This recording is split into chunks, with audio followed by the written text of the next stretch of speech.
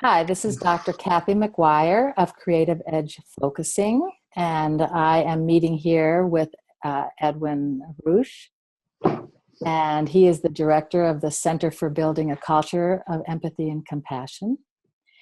And I'll just let Edwin say hi, and then I'll introduce the exercise. Hi, Kathy. Glad to be here to do this exercise with you.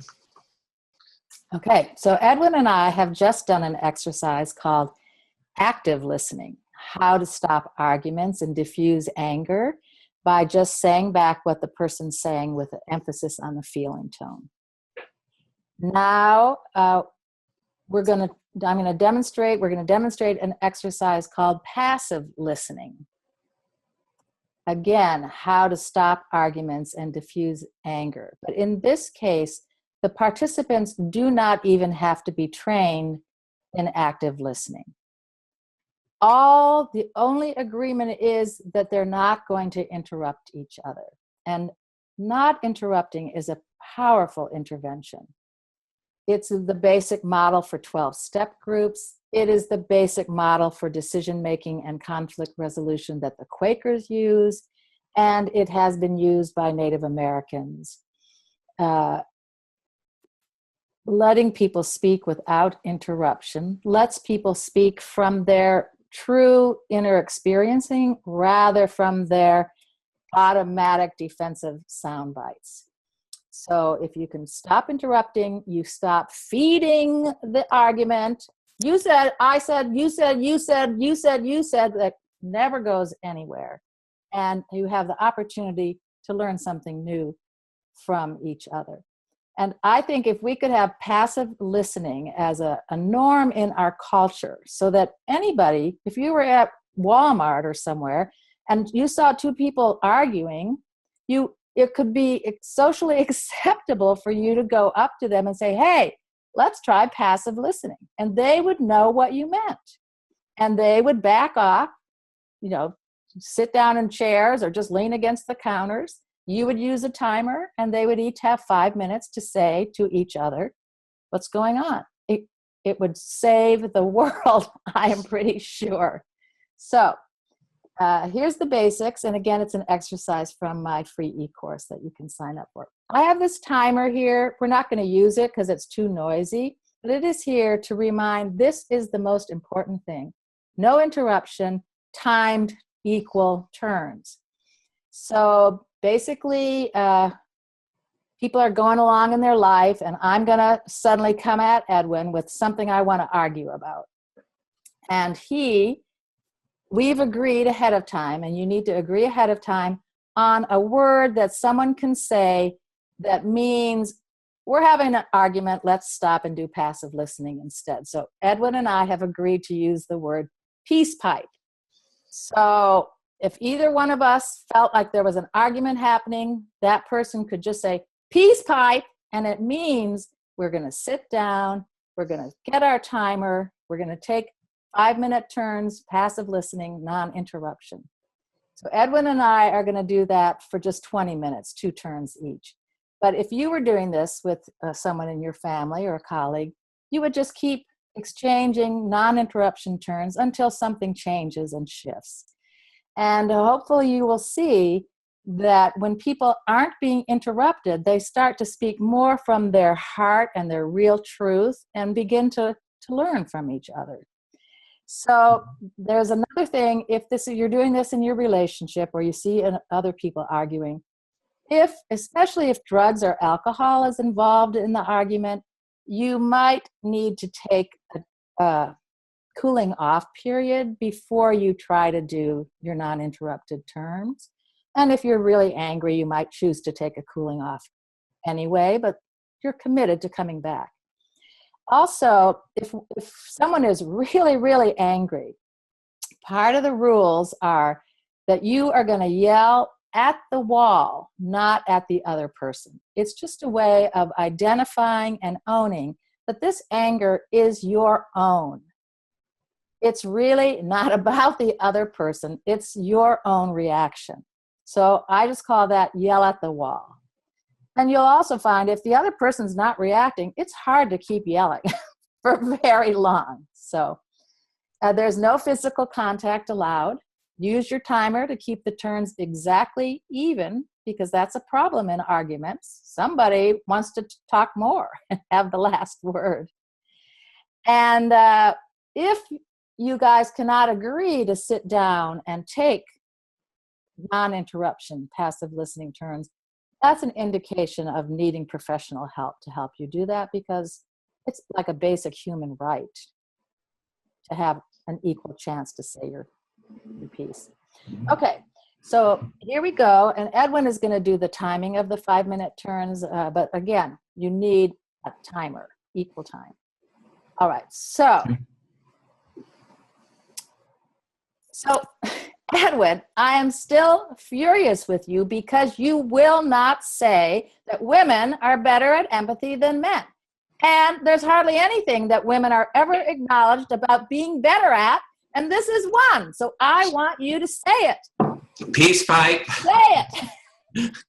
Peace pipe. Okay. All right, so I guess I'll go first. Okay, we're agreeing. We're going to have 5 minutes turns. You're going to get to have your 5 minutes to say whatever, and I'm bringing up the clock here, and you have your 5 minutes now to fully express yourself any way that you would like to, and I'm going to just listen. Okay, passive listening. You don't even have to reflect.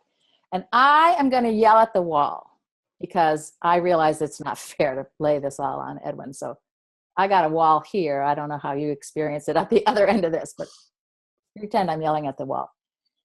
Nobody will ever admit that women are better at anything. You can have all the scientific data in the world saying women are better drivers, all the statistics you want, and it doesn't matter.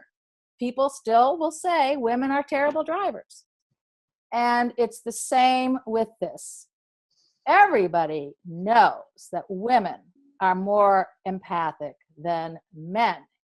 Women's bodies, women are born to empathize with babies, to keep those babies alive. They've got to intuitively pick up what's going on in those babies.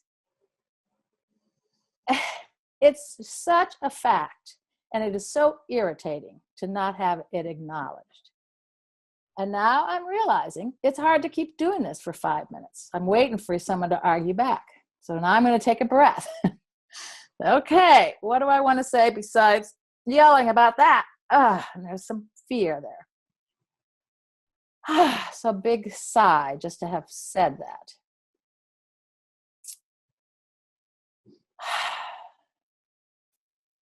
It matters because it's part of the oppression of women. And again, this is one of these things I have been studying and talking about for 40 years, and it's almost impossible to get it seen.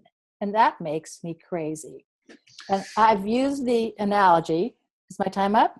Nope, it's 3 minutes. I've used the analogy in papers I've written that people say that an Eskimo can discriminate maybe 40 different kinds of snow. And I can believe that because that is functionally important in their world. They need to know, step on this snow, you're going to fall through versus 40 different things. And I want to say that a woman, or now I'll say an empath, because there are 40% of men are like this also. An empath can distinguish and discriminate against 40 or more kinds of feeling tone, let's say. And that is the world that I live in, where I'm constantly making all those distinctions, just like that Eskimo. And I'm told by the larger culture, which I think is dominated by the more masculine way of seeing and thinking, that this isn't happening. And it's like I describe it as if I'm in a pool of water, and there's a frozen ice surface above me, and I cannot break through and get a breath because the dominant culture will not validate my reality, the way that I experience the world. it's nice just to get this, to be able to say this. And I probably need to say it more length some other time, but it's not about feelings as emotions.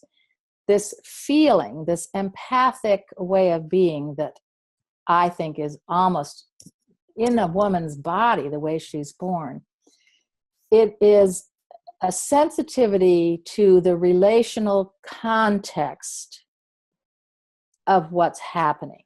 That's what you feel. It's not, you don't feel anger, sadness. You feel, you get a bodily felt sense, as Gendlin says, of the whole relational experiential world. Like you walk into a room and you feel the complexity of what's going on in a bodily way. And you couldn't just say it's any one feeling. That's why I like to use Gendlin's focusing, because it helps me make words for these empathic experiences I'm constantly having. I'm wondering if I still have any time left, but 15 seconds. It is very painful. It's part of what I experience as the subtle oppression of women. The women who rise to the top are not these empathic feelers. They're the ones who are thinking and seeing the way the men are seeing. So it makes it hard to talk about it. That was your time, your 5 minutes. Edwin's turn. So I get 5 minutes now. Yay! Okay. It's like, I don't know, there's this thing about, it's women, the women are all suppressed, blah, blah, blah. And, I'm kind of tired of hearing about that. It's like the victim, like we're the victims. I think it's really a larger picture that we live in a culture that is this hierarchical, domineering culture. So men are just as oppressed through the system and the culture. They might be doing more physical suppression of others, like in a domestic situation, that they have the more physical dominating part. But then the women are also doing different forms of domination and control, like I've mentioned before, about self-righteousness, like I'm so right, you're so wrong. And so that's like not listening, not being empathic. There is, a large part of analyzing. Like, I'm going to analyze you. You're a psychopath. You're a narcissist. You have bipolar.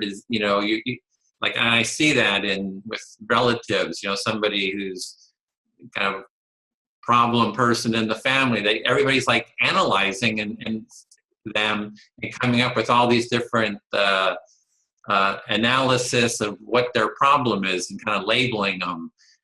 There's this kind of the sympathy, part, just kind of feeling sorry, oh, poor you, kind of having the other person be kind of a victim. There's just so many different ways of this dominance kind of happening. And so I think the men are suffering just as much, in terms of being suppressed. It's like a not feeling heard. And maybe there's someone that I remember listening to when I was doing empathic listening. He was from Africa. And he says, in my culture, the man has to keep all their emotions kind of pent up, but they have to think about other people in like his tribe. He was coming from a tribal African community. And you can't show emotion. Like when I showed, or you can't show kind of sensitivity or crying, and his father would whack him, if he had any kind of tears come up. So it's like, it's not a, male, female. I see it more as a culture, that we live in this culture, that's structured with competition. How do we elect our officials? Now we're in this situation where we have, Hillary Clinton and Donald Trump. They're both like, just attacking each other. Hillary Clinton is saying, the Republicans are my enemies. There's this, half of Trump's supporters are deplorables. So she is demeaning them. she is calling them her enemy instead of saying, well, let's empathize. I want to empathize with all Trump supporters. And, Trump is doing the same thing, back too. So he's like, name calling, he's demeaning, he's insulting, he's not listening to the other side. So we have this culture that is in this constant battle, and it's structured as like a big fight club, right? It's like the media, like we just saw the debates a couple of days ago, and the media is like the fight club promoter. It's like big time wrestling. The culture is like all worked up, and they're like rah rah for might guy. Then the media is there kind of being the referee and kind of goading, kind of prodding the two sides to battle it out. So you got this whole system that's kind of based on this competitive, domineering, unempathic, it's like, I would like say, forget this, we need empathy circles, that everybody is included, Donald Trump, Hillary Clinton, some of the community, maybe some of the media, that they sit together and have an empathic dialogue with each other. And the whole point is to start dialoguing with each other.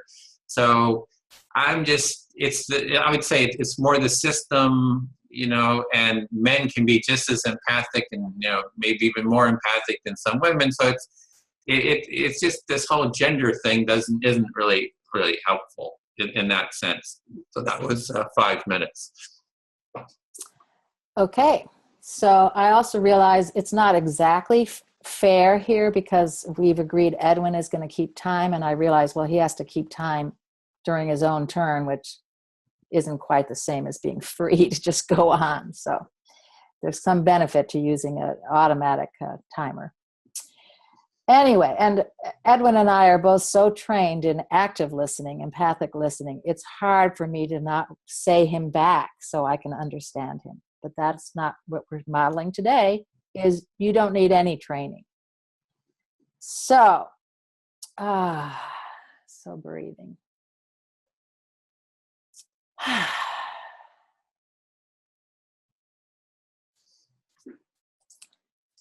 So you are saying about it being a cultural structure that is based on hierarchy and dominance, and that men are suffering that oppression just as much as women. So it's not helpful to you, and it's kind of a victim position for women to constantly be saying, you're oppressing me, we're the ones who are suffering here.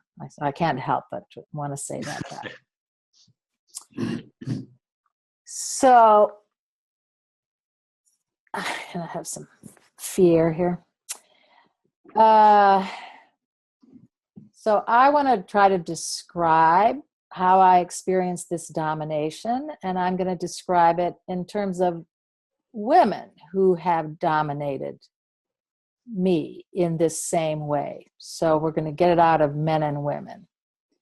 And as we've discussed before, these are women who I think would be categorized, if they took the Myers-Briggs type indicator, as thinkers rather than feelers in terms of how they make decisions.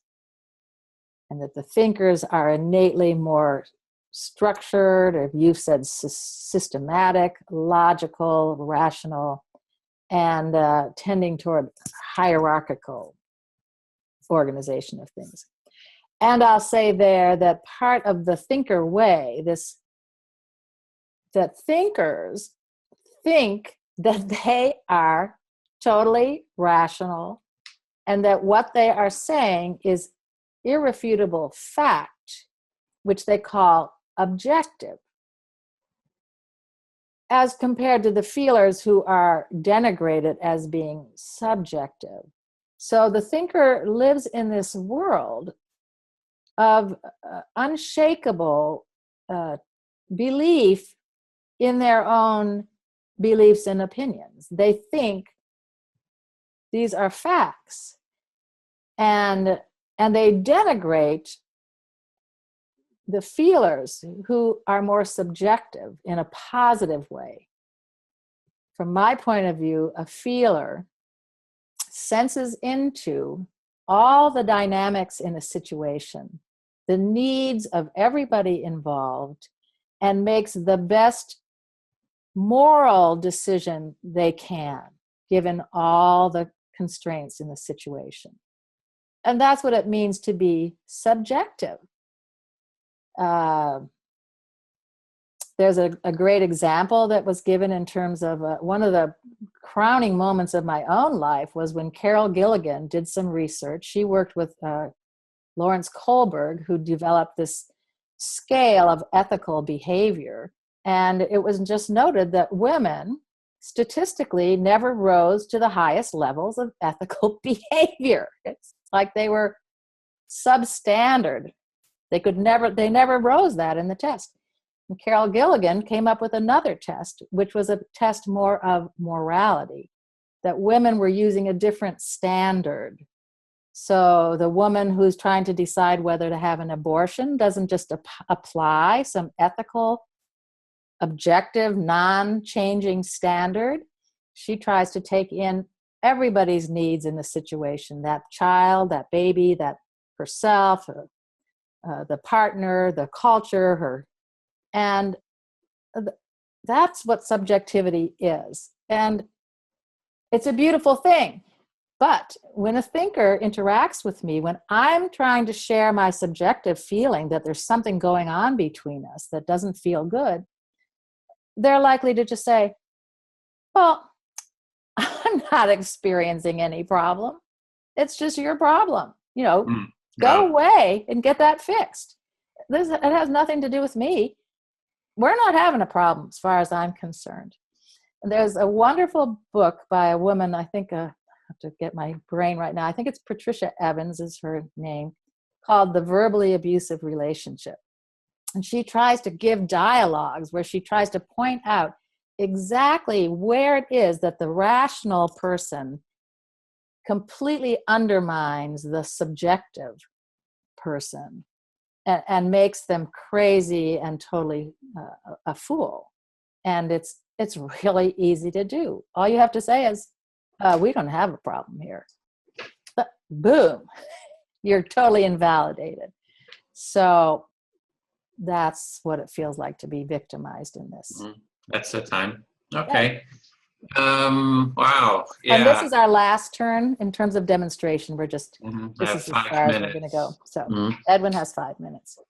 Well, a couple of things are coming up for me. One is I wonder if we are being feeling in this discussion. Like are we being very, are we being are we being what we're criticizing in a sense? The nature of the dialogue that we're having itself. So I'm kind of questioning about that. Are we getting very analytical about our dialogue instead of being more sensitive to the felt experience of it? So that's kind of one question that's coming up.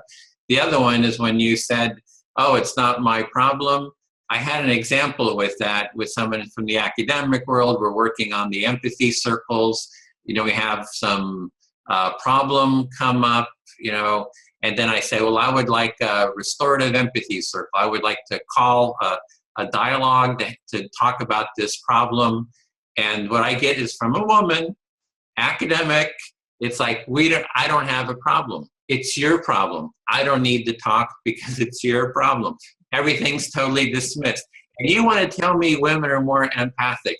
Give me a break. Really. I mean, I just don't see it. And, it's like, have example. I can go with example after example. My sister, her, I did some mediation with my sister and sister-in-law. And at the end of it, my sister comes into the point and she has an awareness. She says, I withdraw from the situation. If there's like a conflict, I withdraw and pull back. And that's just her mode of dealing with a conflict, which is very frustrating because the person just disappears. So that's kind of one, and that's a block to empathy. The empathic approach would be, okay, I'm going to be present. I'm going to come, in dialogue with you. I'm going to stay present. We're going to keep feeling into each other's experience until we've worked through the issue that we have here. Then my sister-in-law in the conflict, her strategy is anger. She discovered, and she's very articulate about it, she felt she'd always been repressed as a child. And then when there was a conflict in her family, and she threw something against a glass against the fireplace bricks, and it shattered, and everybody paid attention to her. And after that, she started cultivating anger as a way of making people pay attention to her. And she also realizes that that's not an effective way going forward. So that is a block to empathy. So instead of listening, maybe having some strategies like, you're offering here with, peace pipe, I will listen. Instead, it's like, throwing that anger into the mix and, kind of dominating through that anger. Another person I know, it's self-righteousness, a woman. It's like, I am right. Why can't you see how right I am? It's like all Republicans are idiots, and so it's this demeaning of just seeing one's, and that's not, again, a block to empathy of feeling into where are Republicans, where, what are they feeling? What's their experience? It's like, no, they're just, I'm right, they're totally wrong.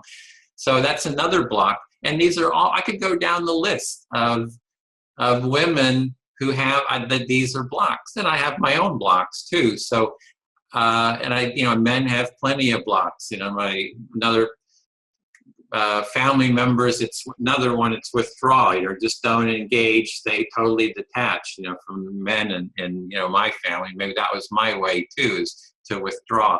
So, I think it's better to say, how do we create more empathy, and what are the strategies we create to foster more empathy? And the thinker and the feeler part, what comes to mind is I saw a sculpture by Rodin. It's called The Thinker at the Gates of Hell. So it's the thinker kind of in his thinking position, and behind him is just the gates of hell, and it's just people in a total, it's like Syria. Everybody's just fighting everybody else, and it's, all hell is breaking loose. And he's the clear, focused one, but he's not empathizing. He's not feeling into the experience of the people who are in hell. He's detached, which is unempathic in itself. So it's like a physical manifestation. This, I think, of some of the stuff you're talking about, and that's my time. All right. So that's as far as we've gotten in the time that we've allotted to this. I hope you can at least see that it's different from just coming at each other and only each getting half a sentence said. It's this, it's that, it's you, it's me, blah, blah, blah, blah. There's at least some chance for someone to say more about how it really is for them. I noticed just before this, Edwin and I did an active listening, empathic listening session, the same amount of time on the same topic. And it's pretty satisfying to say the other person back, not just to listen passively. And I think it also helps the speaker stay more on track. That every time they get to hear their words back, they can check it against their body and stay on track. So, but this is what you can try if you're having an argument with somebody, and if you don't know empathic listening and they don't know empathic listening, just try peace pipe or find your own agreed upon word. Get a timer. Equal 5-minute turns are essential. Equal turns. And just try to hear the other person. And then know that you're going to have your own time to say how it is for you, instead of the argument where nobody ever gets to say anything. So You have any comment you would like to make, Just Edwin? I feel the active listening was more satisfying. I feel a little bit more on edge. Like all these things are coming up, and I feel a bit more on edge than if I have that relational quality to it. Yeah, I feel a little Listening. more contentious Mhm. still also, like, oh, he's not totally understanding me, or uh, but it's better than coming to blows. And a Mhm. great free easy thing that anybody can try, passive listening terms.